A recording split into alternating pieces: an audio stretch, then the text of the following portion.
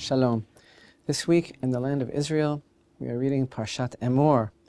And after this Parsha, after Emor, we have yet remaining in the book of Vayikra, Behar and Bechukotai. Two more Torah portions to finish the book of Leviticus.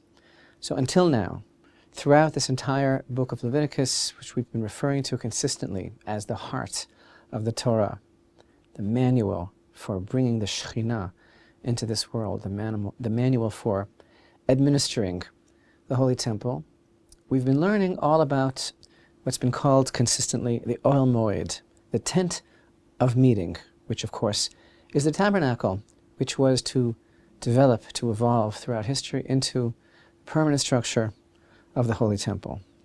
Here too, Parashat Emor begins with very specific laws, regulations relating to the Kohanim, the special tribe within Israel, the descendants of Aaron, who are the people responsible for the service in the Holy Temple.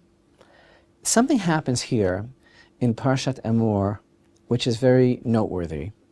There is a shift, there is a change in the whole orientation at one point, because until now we've been learning chiefly about all the offerings that take place in the tabernacle to become the Holy Temple. And suddenly, in Parashat Emor, after several more ordinances regarding the Holy Temple are given, in chapter 23 we have the whole cycle of the year is presented to us, the festivals of Hashem. Now the festivals were mentioned several times before this, actually in the book of Exodus. In chapter 23, as well as in chapter 34, the Shalosh Regalim were mentioned. The festivals are referred to as the Shalosh Regalim, the three festivals. Regalim, it's really related to regel, to a foot. They're like the 3 feet of Israel. This is partly because of the concept of the Aliyah LeRegel, the pilgrimage, which takes place by actually literally physically walking, ascending to the place of the tabernacle, to the place of the Holy Temple. And for other reasons that are even deeper that we won't go into here, the festivals are referred to as Regalim. But here, in Parashat Emor, now suddenly, in chapter 23, the festivals are referred to by a different word. And that word is Moed. So we read here, Vayidaber Hashem el Moshe lemor, Hashem spoke to Moshe saying, Daber el bnei Yisrael, va'amarta lehem Moadei Hashem, asher tikru'u otam mikra'ei kodesh elehem Moadai. Hashem spoke to Moshe saying, speak to the children of Israel and say to them, Hashem's appointed festivals that you are to designate as holy convocations, these are my appointed festivals. And this is a whole new thing, this word Moed. And the festivals are called Moadim. Until now, the 2 times that the festivals were referred to in Exodus, they were called Regalim. Now this word Moed actually was only used once before in any sort of connection that we could compare to ours here, and that actually took place earlier as well in the book of Exodus in chapter 9 and verse 5, where there in Parashat Va'era we were learning about the plagues. And the 5th plague is the epidemic. Hashem said to Moshe, come to Pharaoh and speak to him. So said Hashem, the God of the Hebrews, send out my people that they may serve me. For if you refused to send out, and you continue to grip them, behold, the hand of Hashem is on your livestock that are in the field, on the horses, on the donkeys, on the camels, on the cattle, and on the flock, a very severe epidemic. Hashem shall distinguish between the livestock of Israel and the livestock of Egypt, and not a thing that belongs to the children of Israel will die. And in verse 5 there, in chapter 9 in Exodus, we read, Hashem has set an appointed time, saying, tomorrow Hashem shall carry out this word in the land. And the verse there is, Vayasem Hashem moed. God set a moed, an appointed time, an appointment. So that was the only time until now, until our verse here in Leviticus 23, where we experienced this word moed, a set time that Hashem is designating.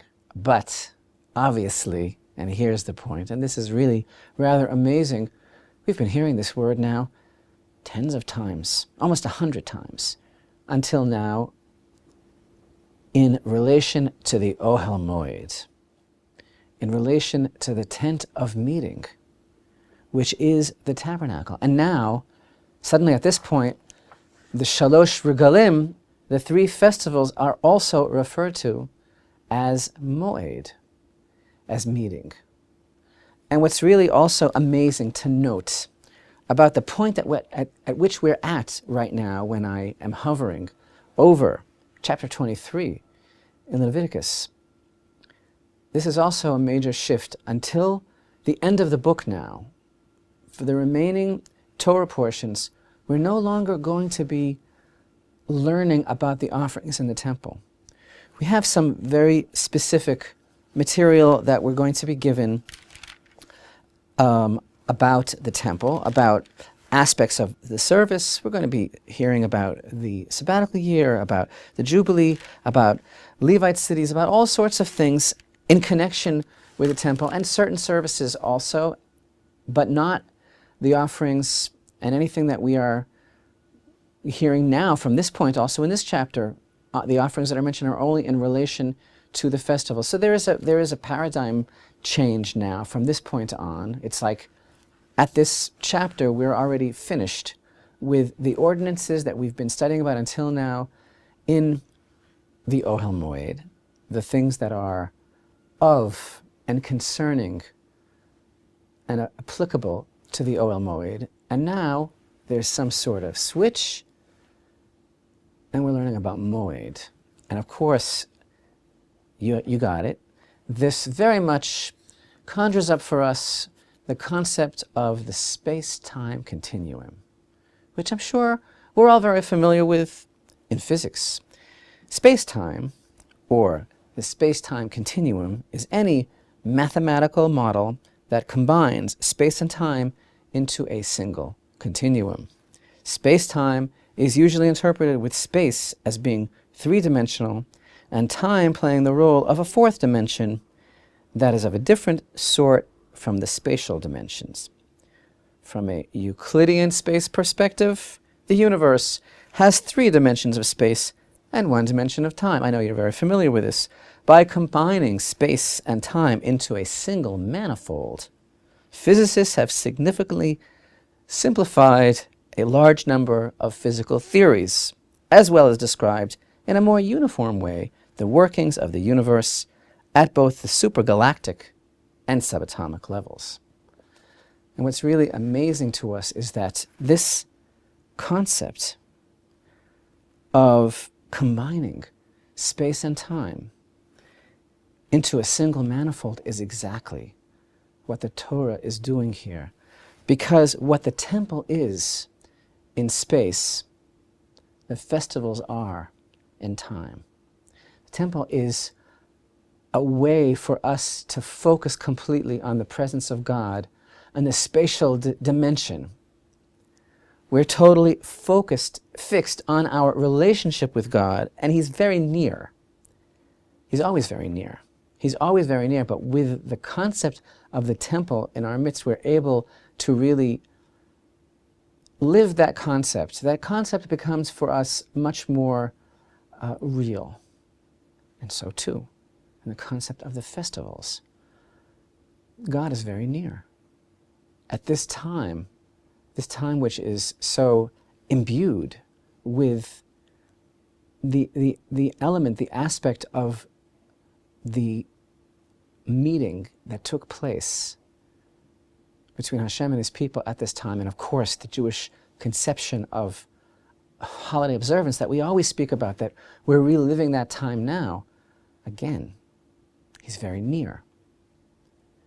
And the potential for that nearness is greatly magnified. And so, speaking about combining space and time into a single manifold, that is exactly what the Torah really is guiding us towards sanctifying space and sanctifying time, stopping the moment, stopping the turning of the earth, grabbing a hold of our potential in the place that we're in space and time, and becoming closer to Hashem. And so, how amazing that the same word that we've been studying about now so much throughout the book of Exodus, since we received the commandment to erect the tabernacle, and throughout consistently the book of Leviticus, all the instructions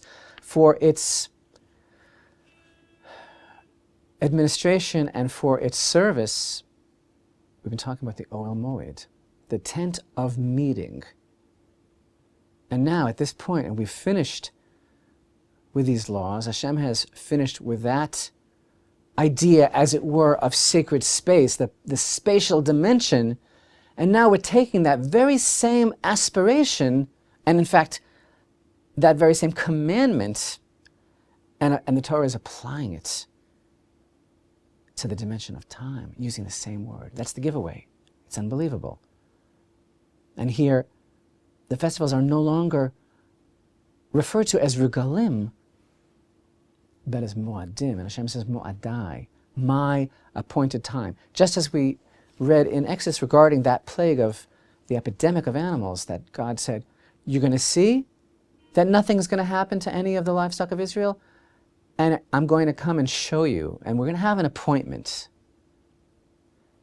It's the same thing. The festivals are an appointment where Hashem is going to show us something designated. It's going to be very, very visible and very, very real.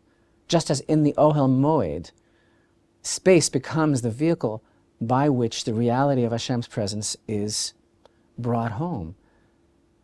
And the Torah is telling us the same thing applies to time as well. The goal of the experience of the Torah, of rising above the banality and the obscurity of the commonplace, that's the goal of the temple experience, the tent of meeting. And so too, at this point now, beautifully, poetically, at this moment of the shift, after we've completed the laws related to the divine service in the tent of meeting, and now Hashem says to Moshe, speak to the children of Israel and tell them, and now you heard about the Ohel Moed? Well, now here are my moadai in time. Because what the temple is in space, the festivals are in time, and all of these things together are part of a pattern, a divine pattern, a program to elevate human existence to a place of feeling and realizing and living with the reality of our relationship with God constantly.